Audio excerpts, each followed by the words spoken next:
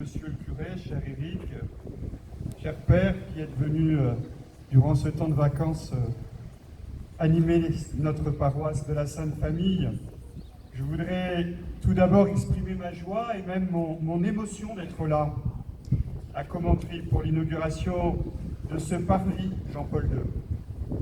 Et comme je le disais tout à l'heure, merci à votre municipalité, à cette commune sœur de Pologne, avec laquelle Commentry est jumelée, d'avoir d'abord offert cette statue Jean-Paul II à notre église, et puis d'avoir aimé ce désir, en solidarité avec Notre-Dame de Paris ravagée par les flammes, que ce parvis porte son nom. Puis merci à la municipalité de Commentry d'y avoir répondu.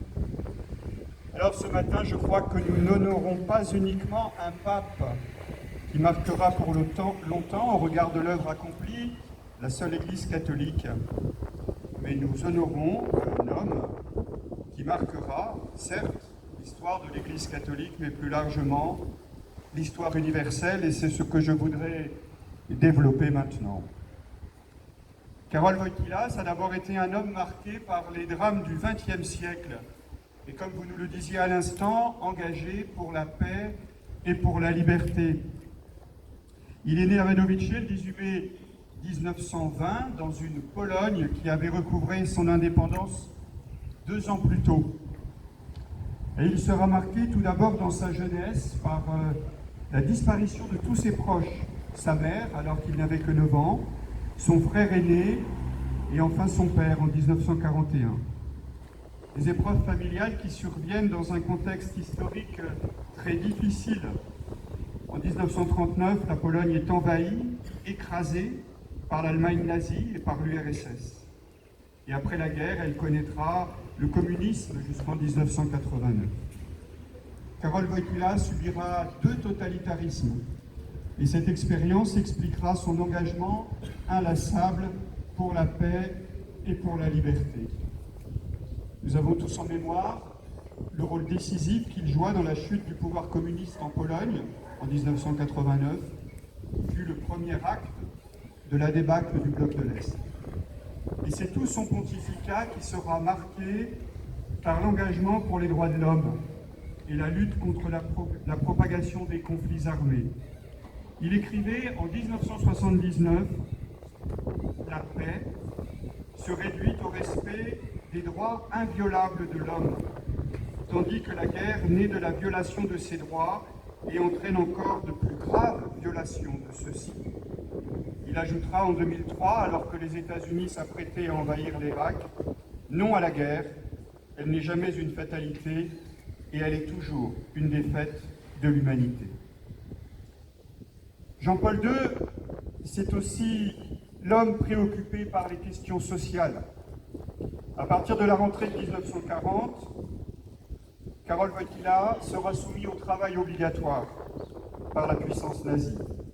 Et il travaillera pendant presque 4 ans comme ouvrier dans une carrière de pierre, puis dans une usine chimique. Et de cette expérience, il gardera une grande préoccupation pour les problèmes sociaux. Et je voudrais vous citer ce qu'il disait en 1979 au Mexique aux ouvriers de Monterrey. « Je n'oublie pas les années difficiles de la guerre mondiale où j'ai moi-même fait directement l'expérience d'un travail physique comme le vôtre.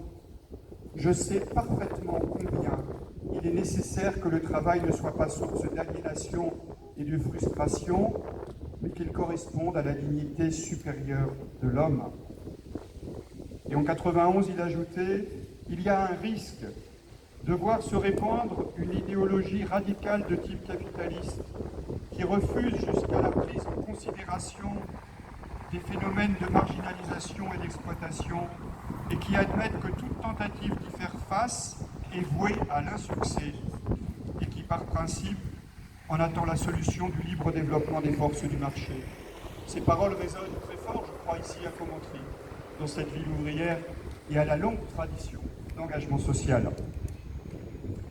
Jean-Paul II, c'est aussi l'homme de la culture, qui a fait de la culture un lieu essentiel d'expression du génie de l'homme et de son ouverture à la transcendance. L'occupant nazi, le pouvoir communiste après lui, ont cherché à briser les racines culturelles de l'identité polonaise. Et dans la clandestinité, le jeune ouvrier polonais n'a jamais renoncé aux activités culturelles. Il va intégrer une troupe théâtrale et puis il va écrire plusieurs compositions poétiques et théâtrales.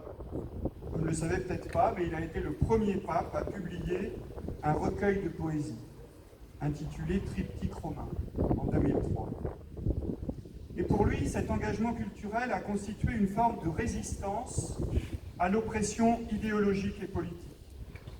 Et il déclarait à l'UNESCO, le 2 juin 1980, « Je suis fils d'une nation qui a vécu les plus grandes expériences de l'histoire, que ses voisins ont condamné à mort à plusieurs reprises, mais qui a survécu et qui est restée elle-même.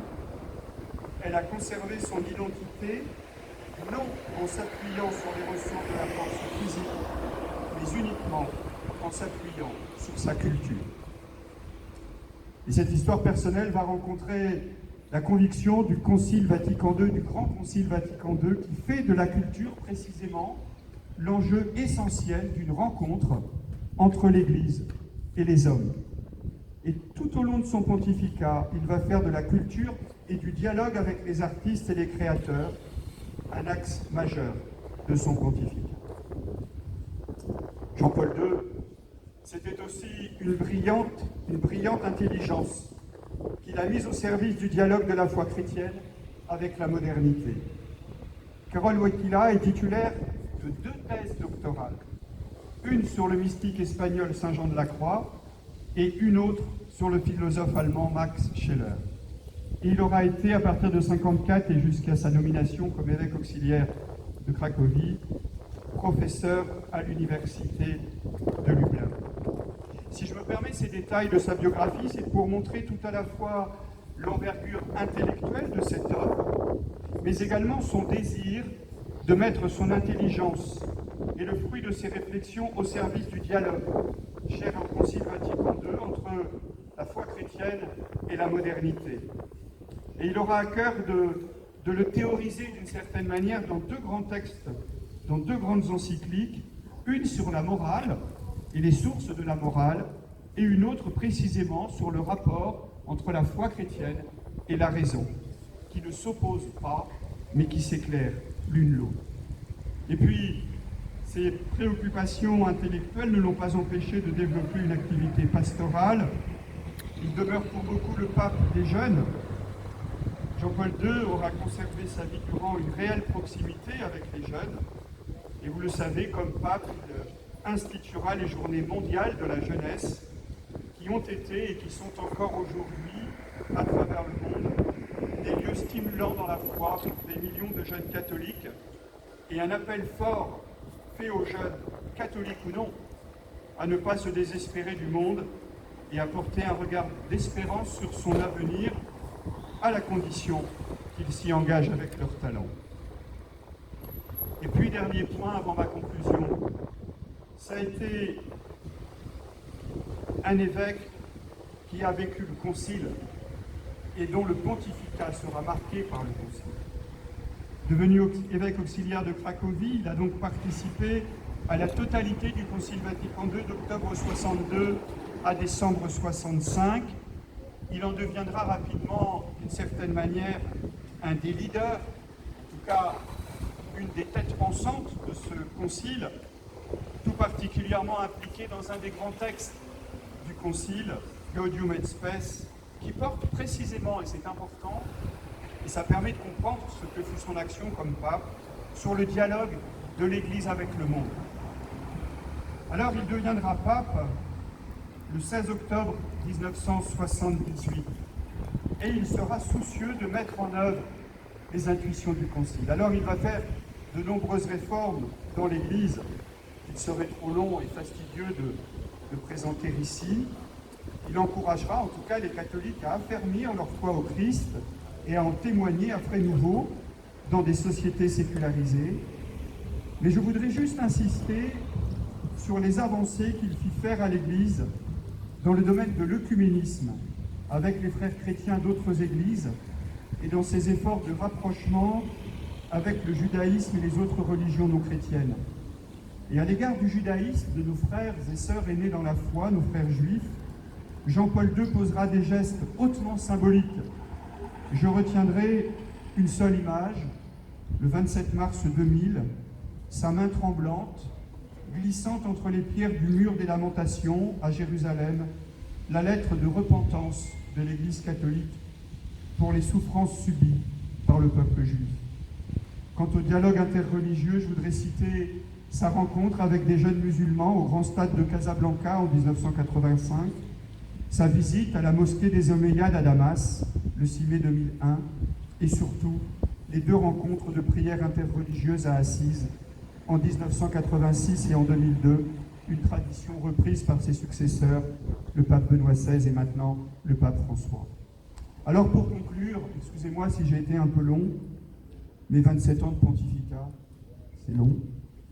Jean-Paul II aura été durant toutes ces années de pontificat, c'est vrai, un leader religieux, mais aussi un leader politique, parce que le message chrétien qu'il a proposé avec vigueur au monde est apparu pour beaucoup comme un humanisme qui ont eu de fortes retombées politiques. Et j'évoquais la Pologne, on pourrait évoquer bien d'autres points et bien d'autres lieux de la planète qui ont été influencés par son message.